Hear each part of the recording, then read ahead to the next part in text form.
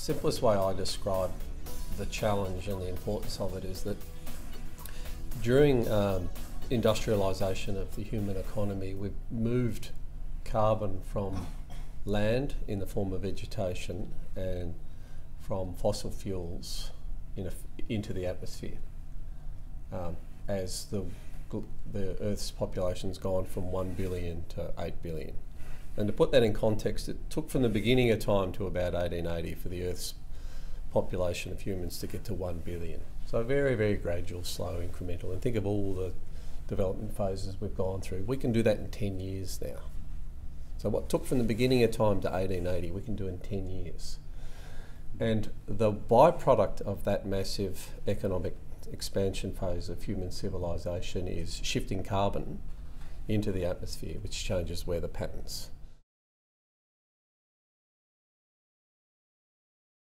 Nature and climate doesn't care a tinker's cuss about that. This is a pure self-interest human desire. It's not a green issue, it's not an ideological issue, it's a self-interest. And it's about maintaining the quality of life that we currently enjoy. So the economic imperative is if we want to protect it, and it's lower cost environment to operate societies as we know them now, with the weather patterns we know, it's much more expensive with climate change. As Rob mentioned, I'm Deputy Chair of Parks Victoria. Our biggest expense now is bushfire cost and floods and storms. Because of all of it, Parks Victoria manages 17% of Victoria, so you can imagine the broad array of capital assets. Now the cost of maintaining those assets has increased fivefold in the last 5 years.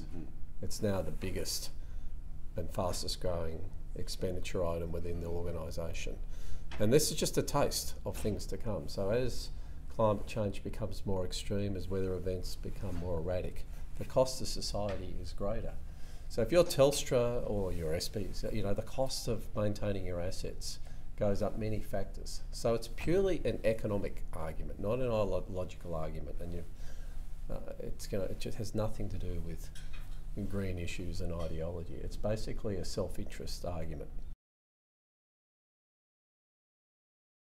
When you've got the G7 coming out and saying, well, it's one of their top 5 issues, you know that it's not a green ideology. And so decarbonising the economy is actually good for the economy because it creates new businesses, new employment, new opportunities for new businesses. And the thing that interests me most is that it's going to happen whether we like it or not. So Tesla, with their motor vehicle and their home storage carbon battery, they didn't ask the Australian government permission to invent this product and come to our market. They're going to roll it out.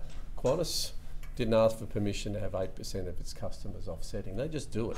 The trend for the next generation is efficient use of resources. There's no doubt that that is. And therefore, the development of goods and services and products around that. And you think about just our adult life in the last 10 years, about water appliances, power appliances, efficiency in cars, mandated building standards, green building, new homes in Victoria's 6-star energy efficiency. Revolutions are never quick, but we're actually living a revolution.